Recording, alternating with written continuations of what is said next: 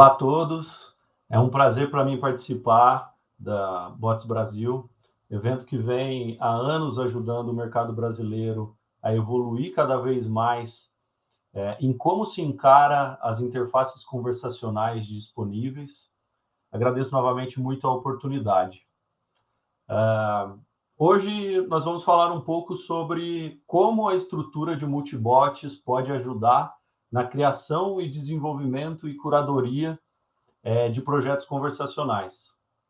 Claro que aqui a ideia não é nos aprofundarmos em métodos de curadoria, em construção assertiva, semânticas e amarrações, mas sim uma abordagem inicial de como esse conceito impacta a concepção e execução dos seus projetos. Antes de mais nada, eu gostaria de me apresentar. Eu sou o Bruno Baio, eu sou Head de Operações Brasil aqui da Botmaker, uma empresa de tecnologia e inteligência artificial que, por meio de uma plataforma proprietária totalmente self-service e low-code, busca facilitar a criação e gerenciamento de canais, bots, múltiplos agentes humanos, para que cada vez mais os clientes dos nossos clientes adorem conversar com eles pelos canais de atendimentos conversacionais. Bom, eu gostaria de começar comentando de uma forma bem simplista do que estamos falando aqui hoje. Basicamente, consiste em como nós nos organizamos para criar um robô orquestrador e vários robôs especialistas, em que cada um com os seus objetivos sejam muitos bots, ou seja, multibots. Automaticamente, nós podemos nos conectar a um conceito de digital workforce. Bem no cerne do termo, existe aqui a possibilidade de criarmos funcionários digitais que ajudam de maneiras diferentes as áreas a atingirem seus objetivos dentro de um mesmo canal ou dentro de um fluxo conversacional, com possibilidade de serem melhorados de formas apartadas. Exercitando aqui um pouco isso, seria muito semelhante à forma com que as empresas se organizam em torno de habilidades de seu funcionário, né? No mundo de chatbot e assistente virtual, o mesmo princípio é válido, né? Assim como nenhuma pessoa dentro de uma empresa pode fazer tudo, ou conseguiria fazer tudo de uma vez, a mesma lógica se aplica aqui.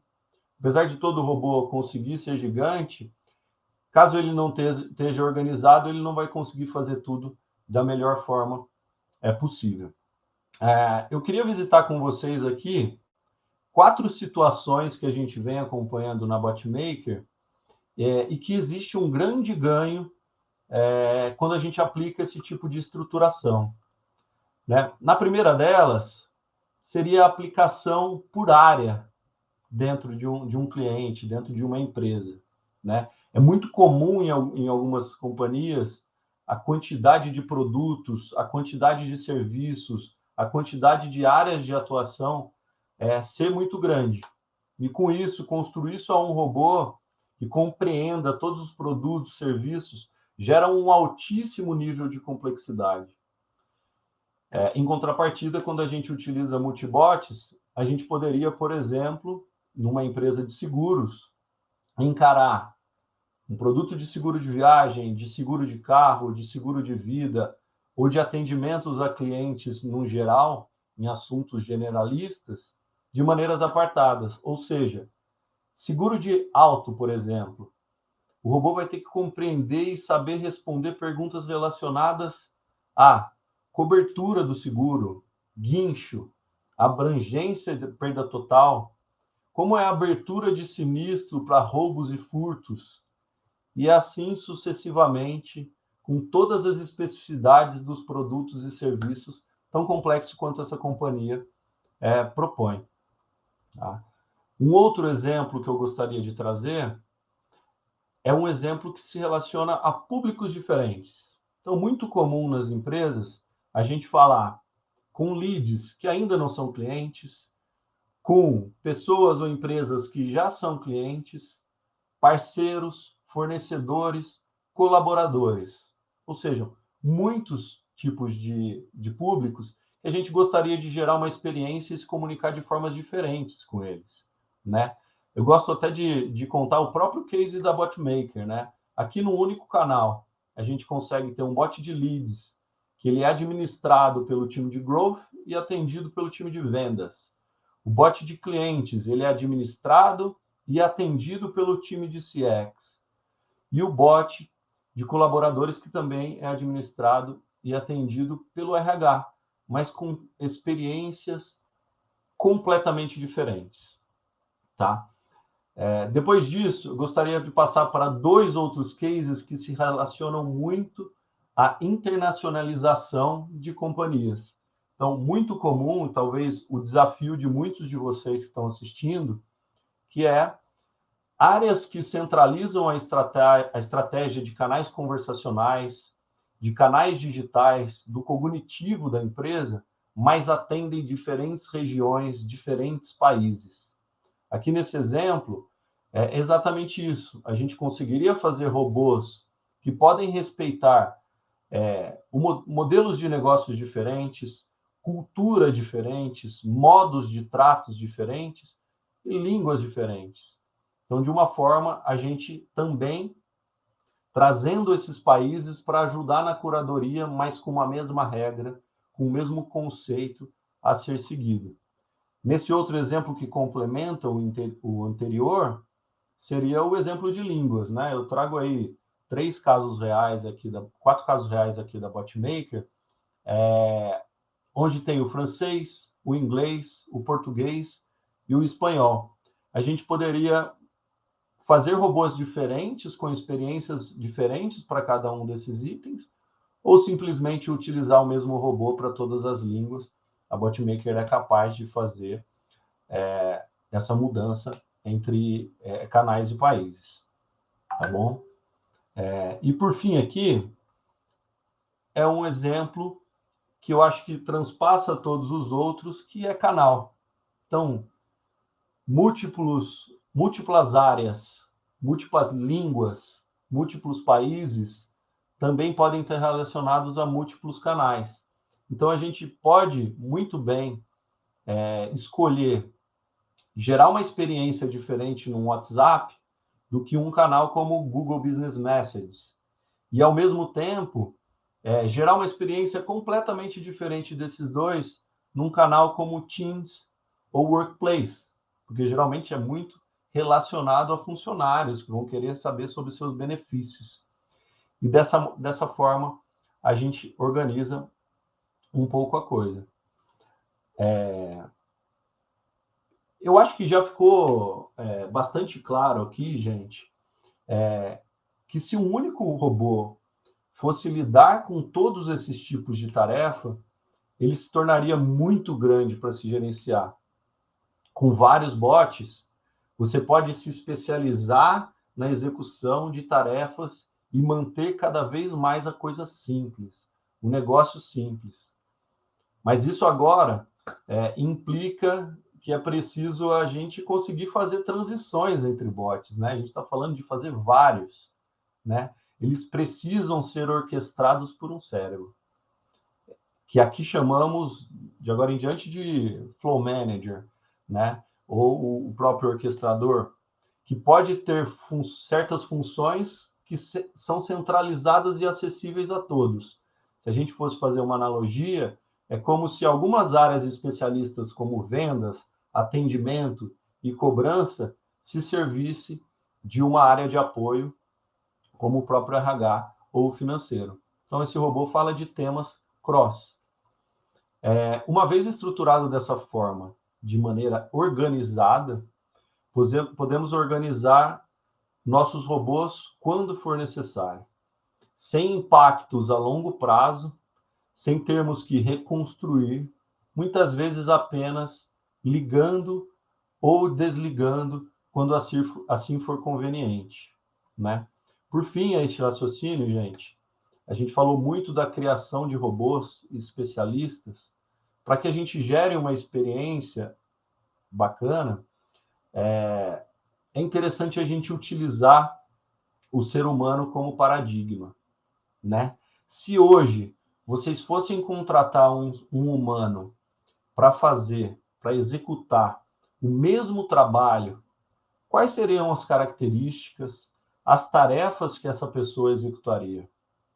Como essa pessoa faria a interface entre os demais humanos, processos e métodos da empresa, né? Eu gostaria de demonstrar rapidamente na nossa plataforma como esses conceitos são executados, tá? Entrando aqui na plataforma, eu vou diretamente à função de criação de chatbots, dentro de tantos que a gente tem, porque é nosso tema hoje, né? Nessa tela ficam organizados todos os robôs já criados nesse ambiente, né?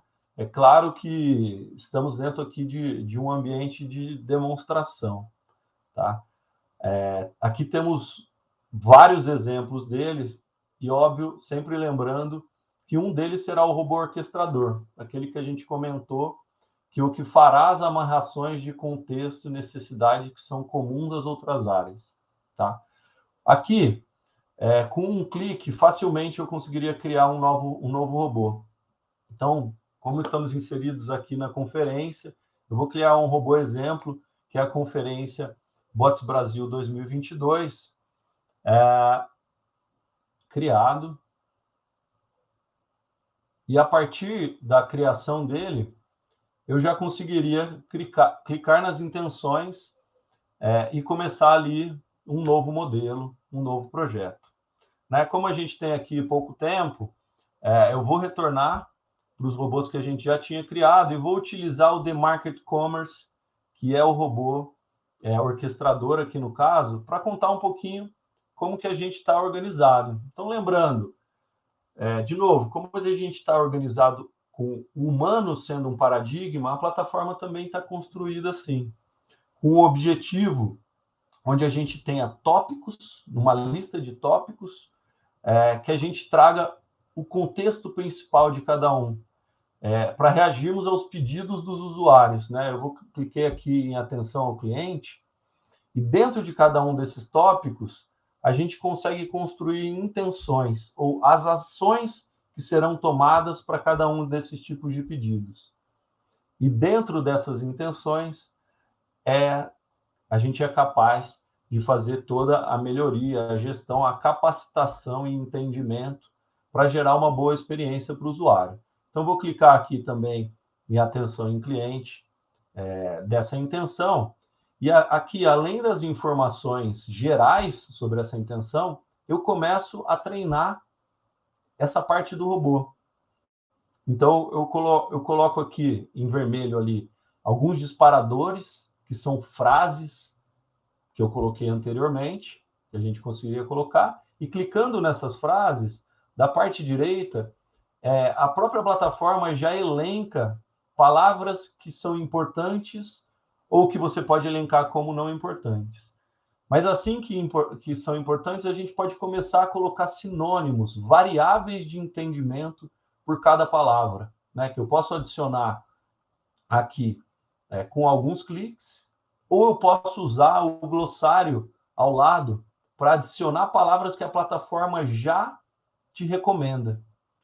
Ou, caso a gente tenha errado, ou caso depois de alguns dias a gente queira retirar, com uns poucos cliques eu consigo também tirar palavras que aqui estão treinadas, certo? E assim, de uma maneira simples, a gente vai criando um robô, tá? Eu gosto sempre de lembrar aqui, gente, como a gente está falando de tarefas e possibilidades e usar o ser humano como paradigma, super interessante a gente criar um tópico que ajude a humanizar esse robô, né? Então, como que ele se reagiria a diferentes provocações, desde sobre sua personalidade até um obrigado sem contexto de um cliente que interagiu por aqui, tá? É super importante a gente pensar na humanização para gerar conexões emocionais sempre. Além disso, a gente deixa sempre uma lista de intenções default. A gente acredita que elas influenciam muito na experiência e na completude do projeto, né? Assim, o cliente com um único clique pode ativar essa intenção e também clicar, como nas outras, e colocar as suas informações gerais, programar os seus disparadores e fazer a curadoria destes, e depois desses cliques todos, adicionar a ação, a resposta disso, que podem ser usados em diferentes mídias, desde texto, botões, até vídeos, áudios e imagens, por exemplo. Tá? A partir desse momento, a gente tem os robôs, na teoria, criados. Para a gente voltar para o Multibots, a ideia aqui seria a gente, uma vez, deixá-los ativados. Então, vocês podem ver que tem um botão aqui em cima do robô, que a gente pode deixar ele online ou offline. Qual que é a ideia aqui? Eu tenho uma ação que só vai rodar no Natal, mas eu já vou deixar o robô pronto para ativar isso. Tem um país que vai sair a operação, eu posso desativá-lo sem impactar os outros robôs. E aí, num clique, rapidamente eu consigo colocar esse fluxo exemplo que a gente criou da Bots Brasil dentro do orquestrador. Né? Eu venho aqui, crio aqui uma tag de Bots Brasil, e eu vou adicionar uma variável, acho que a gente poderia falar horas sobre as possibilidades, mas eu vou colocar uma variável de última mensagem. Né? Se a última mensagem do usuário tiver a palavra Bots Brasil, eu vou direcioná-lo para o fluxo que a gente criou, ou seja, o bot especialista na Bots Brasil, que poderia vender algum tipo de produto. Tá? A gente já está automaticamente com esse fluxo criado e todos já bem linkados. Tá? Lembrando que aquela caixinha ali abaixo é o bot orquestrador, que tem aqueles temas complementares que fazem a amarração a todos os outros fluxos. Tá? Eu gostaria também de comentar duas funcionalidades que ajudam muito no funcionamento de Multibots, né? Que é a funcionalidade de contexto e sugestões. Quando a gente vai aqui numa outra parte da plataforma, clicando aqui em Chatbots, eu consigo acionar, com aquele botãozinho de flag, o contexto. Né? E aí o bot dali para frente, baseado na última intenção que foi gerada e percorrida, frente à nova informação solicitada pelo usuário, mesmo que a gente não tenha uma intenção clara, ele tem a possibilidade de entender o contexto e propor um fluxo, propor que sigamos com a conversa, sendo assim cada vez mais fluida. Né?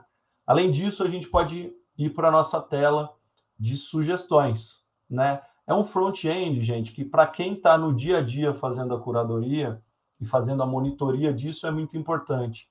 A plataforma elenca as frases que não foram entendidas pelo robô em algum momento, a quantidade de vezes, e a gente consegue até clicar nesse olho e olhar o contexto disso, né? Onde que estava inserida essa palavra que não foi entendida na conversa, e onde que ela pode ser treinada novamente. E aí, rapidamente, a gente consegue voltar na criação e fazer com que a intenção volte a ser mais forte, que ela entenda esse fluxo que não foi entendido anteriormente.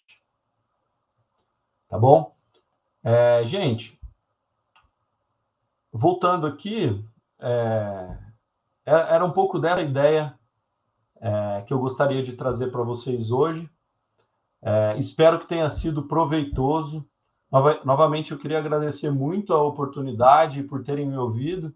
Convido a todos a conhecerem um pouco sobre a plataforma BotMaker e esse conceito tão importante que a gente conversou hoje, que ajuda de maneira rápida e organizada a gente construir um projeto e melhorar dia após dia. Muito obrigado.